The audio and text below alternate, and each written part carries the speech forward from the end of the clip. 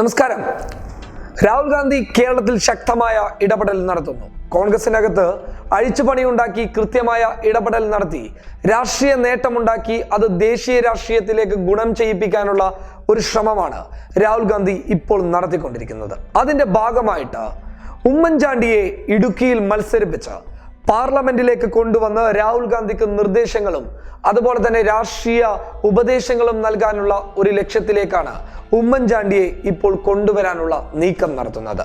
അതായത് ഇടുക്കി UDFന്റെ ശക്തമായ മണ്ഡലമായിരുന്നു. എന്നാൽ 2014 കസ്തൂരി രംഗൻ റിപ്പോർട്ടുകൾ UDFന് തിരിച്ചടി നൽകിയപ്പോൾ UDFിൽ നിന്നും കൈവിട്ടു പോവുകയായിരുന്നു ഇടുക്കി. അതേ ഇടുക്കിയിൽ 2018 കൂടി ഇടുക്കിയെ വളരെ സ്ട്രോങ് ആയി നിർത്തിക്കൊണ്ട്, അതായത് UDFന്റെ ശക്തമായ ഒരു മണ്ഡലമാക്കി നിർത്തിക്കൊണ്ട് UDFന് ഇടുക്കിയിൽ നേട്ടമുണ്ടാക്കാൻ സാധിക്കുന്ന ഒരു രീതിയിലേക്ക് ഉമ്മൻചാണ്ടി എത്തിച്ചു എന്ന റിപ്പോർട്ടുകൾ ലഭിക്കുന്നു. അതുകൊണ്ട് തന്നെ ഇടുക്കിയിലേക്ക് ഉമ്മൻചാണ്ടിയെ നിർത്തിക്കൊണ്ട് ലോക്സഭാ തിരഞ്ഞെടുപ്പിൽ മത്സരിപ്പിച്ച് പാർലമെന്റിലേക്ക് കൊണ്ടുവരാനുള്ള ഒരു നീക്കം ദേശീയ നേതൃത്വത്തിന്റെ ഭാഗത്ത് നിന്ന് ഉണ്ടായിട്ടുണ്ട്.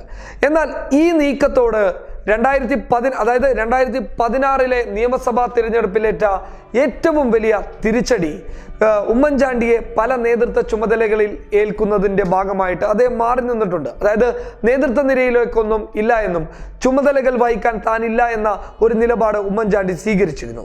എന്നാൽ അതിനുശേഷം ഈ അടുത്ത സമയത്ത് AICCയുടെ ജനറൽ സെക്രട്ടറിയായി നിയമിക്കുകയും ആന്ധ്രയുടെ ചുമതല നൽകിയതിനു ശേഷം സജീവമായ ഇടപെടലുകൾ ഉമ്മൻചാണ്ടിയുടെ ഭാഗത്ത് നിന്നുണ്ടായിട്ടുണ്ട്. അതുകൊണ്ട് തന്നെ ഉമ്മൻചാണ്ടിയെ ദേശീയ നിലയിലോട്ട് കൊണ്ടുവരാനും, അതായത് വിജയിച്ചു കഴിഞ്ഞാൽ ഒരു കേന്ദ്രമന്ത്രി സ്ഥാനം നൽകി വലിയ രീതിയിൽ തന്നെ രാഹുലിന്റെ കൂടെ നിർത്താനുള്ള ഒരു ശ്രമവും ദേശീയ നേതൃത്വം ആലോചിക്കുന്നുണ്ട്.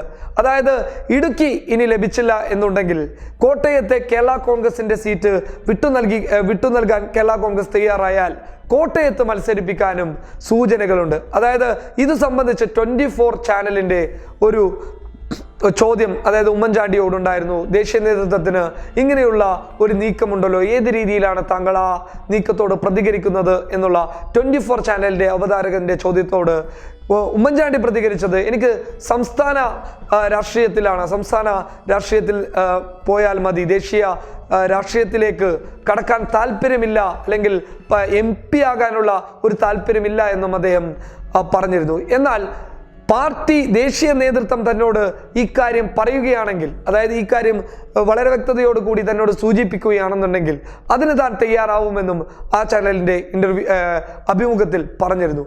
ഇതിൽ നിന്ന് വ്യക്തമാകുന്നത് രാഹുൽ ഗാന്ധിയുടെ ഇടപെടൽ ശക്തമാവുന്നുണ്ട്.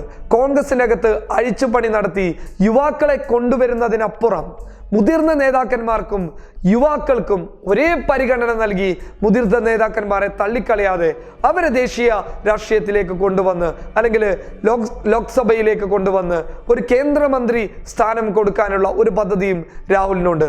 അതിനോട് പരിപൂർണമായും തയ്യാറല്ല എന്നുണ്ടെങ്കിലും ദേശീയ നേതൃത്വം ശക്തമായി നിർദ്ദേശിച്ചു കഴിഞ്ഞാൽ, അല്ലെങ്കിൽ ചുമതലപ്പെടുത്തി കഴിഞ്ഞാൽ, ഉത്തരവാദിത്തം തന്നു കഴിഞ്ഞാൽ ലോക്സഭയിൽ മത്സരിച്ച് പാർലമെന്റിലേക്ക് പോകുമെന്ന ഒരു സംഭവവും ഉമ്മൻചാണ്ടി ആ ചാനൽ അഭിമുഖത്തിൽ പറഞ്ഞിട്ടുണ്ട്. അതുകൊണ്ട് തന്നെ ഒരു വലിയ പ്രതീക്ഷ കേരളത്തിലുള്ള കോൺഗ്രസിൽ ഒരു വലിയ പ്രതീക്ഷ രാഹുൽ ഗാന്ധി വെച്ചിട്ടുണ്ട്. അതിന്റെ ആദ്യഘട്ടം എന്ന നിലയിലാണ് ഉമ്മൻചാണ്ടിയിലേക്ക് രാഹുൽ ഗാന്ധി കടന്നുപോയത്. News desk public Kerala.